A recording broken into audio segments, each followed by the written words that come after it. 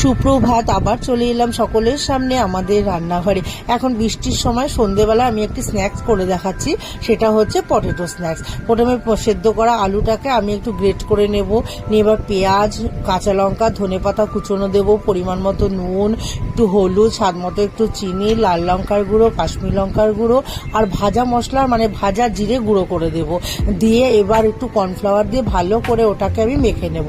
নিয়ে এইবার আমি ব্যাটারটা আগে করে নেব। ময়দা, তার মধ্যে ম্যাগি মশলা দেবো, পরিমাণ মতো নুন, একটু হলুদ, স্বাদ মতো একটু চিনি আর একটু কাশ্মীরি লঙ্কার গুঁড়ো দিয়ে আমি একটু ভারী ভারী করে ব্যাটারটা গুলবো।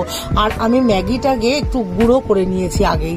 এবার আমি প্রথমে যে আলু মাখাটা ওটা হাতের মধ্যে করে একটু লম্বা আকারে কোরের মধ্যে করে নিয়ে এবার ওই ব্যাটারের মধ্যে চুবি আর এই যে ম্যাগিটা গুঁড়ো করে রেখেছি ওর মধ্যে কোট করে নিয়ে সাদা তেলে ভেজে তুলে নেব।